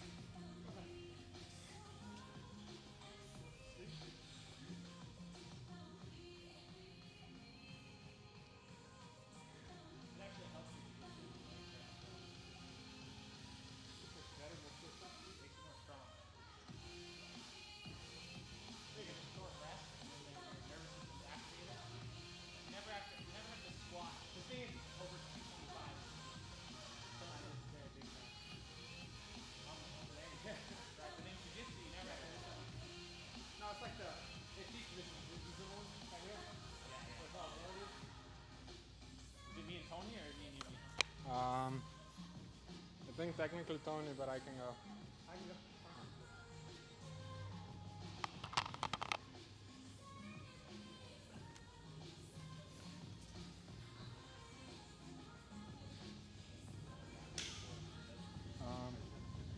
Ani več prostora na disku. Runde bomo dali tudi na Keenan online. A? Ja, sliko. Ja, nisem navaden, nisem prav.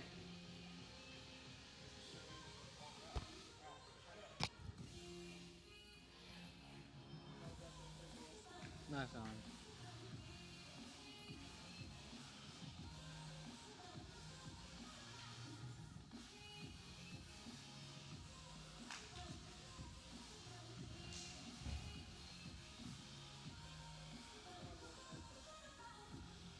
A? Okay.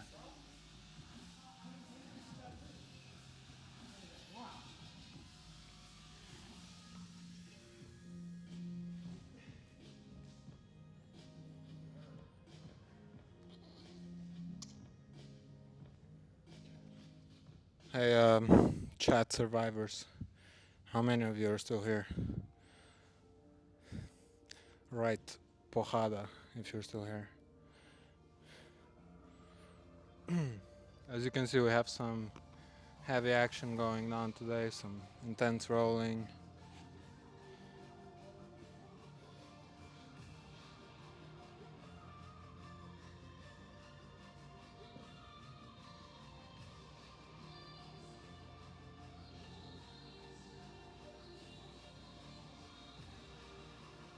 Oh shit, Tintin, where have you been today?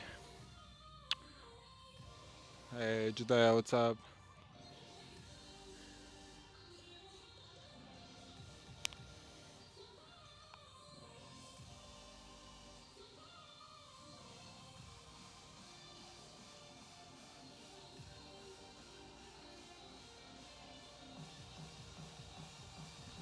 Next time when we do a roll call, I'm gonna ask everyone to write Williams guard and get you all banned. So just keep an eye out for that.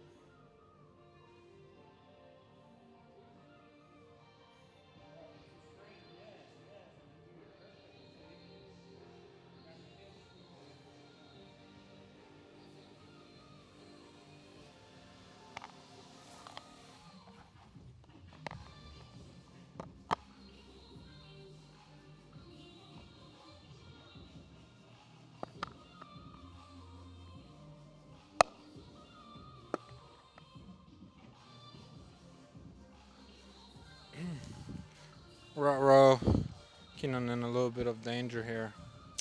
I think this is too early for Tony to capitalize.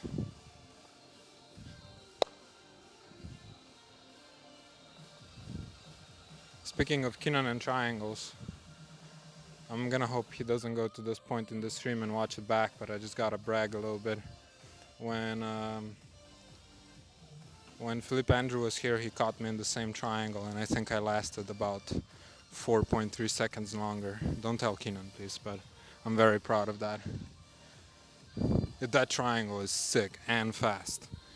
From Spider Guard, it's a beaut.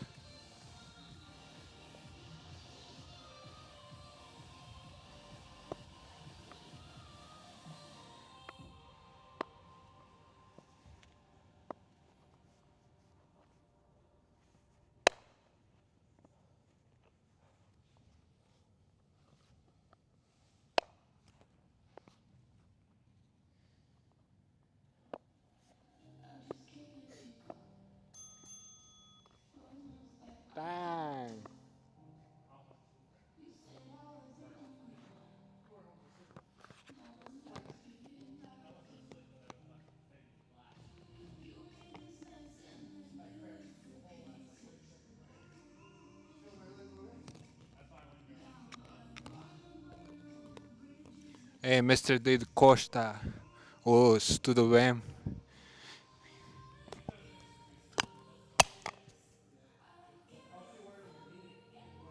Hey, Ilya, are you Shinigurai on Keenan Online? Because we have a guy here who's also from Russia. I'm trying to figure out if that's you. Yeah? Oh, nice. Don't feel too bad about Sunshine being fat and missing jiu-jitsu. He's already fat when he does jiu-jitsu, so it's nothing new. Well, not fat, but a little bit chubby.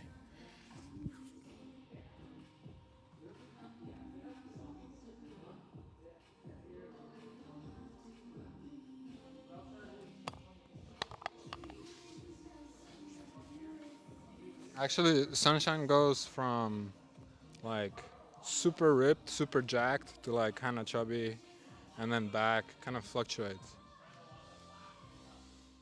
So it's not all bad.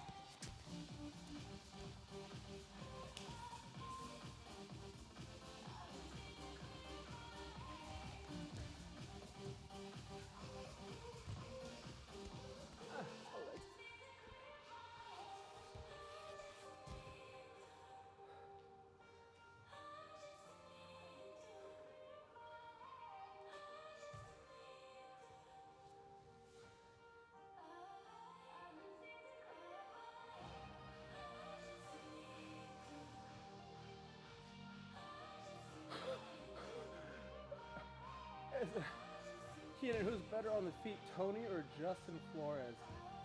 Like Justin from Timberlake? I gotta ask this question. Hey, Ms. M, when you're asking if Keenan, who's better on the feet, me or Justin, is it Justin Bieber, Justin Timberlake, or what Justin?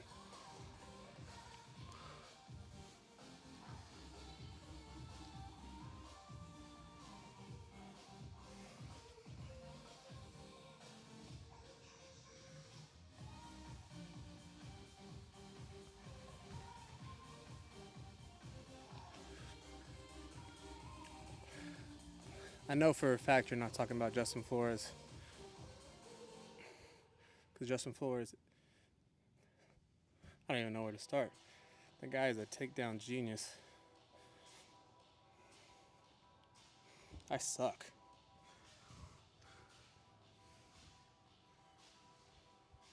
Tony, make a DVD on how to get swole as a grappler. That's funny. What does Gordon sell his workout stuff for? Oh shit, I'm an idiot. Yeah, Tony Ferguson, Justin, of course. How dare I? I just like put myself in the. No. Scratch that. Let's erase that whole conversation.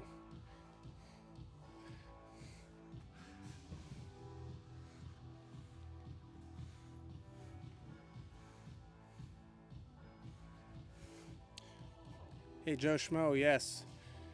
We got whatever you need in a large. Shirts, hoodies, long sleeve, short sleeve. I do keep up with the UFC fights. Sorry, I just thought we were talking about this live stream going on right now.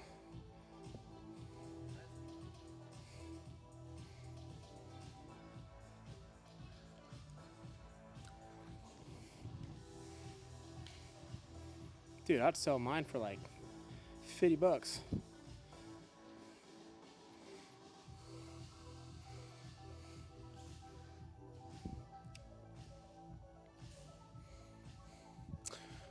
My favorite fighter depends. Back in the day when I did some MMA, I'm gonna say Dominic Cruz was probably my favorite. He was just different with his footwork, and I think he probably could have deal with more with the stand-up, but his game was very unique.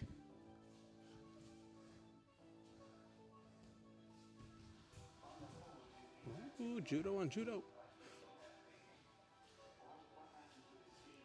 Okay, I'm putting this back down.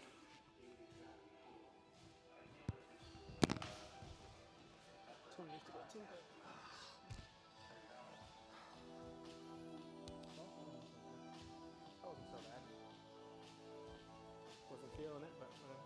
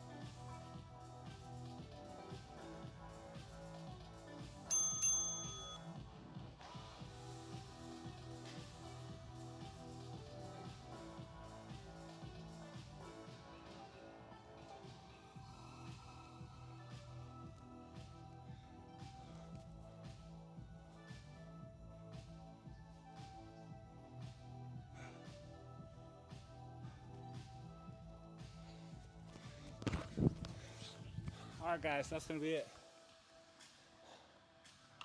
Thanks for coming, everyone. See you guys tomorrow. Bye.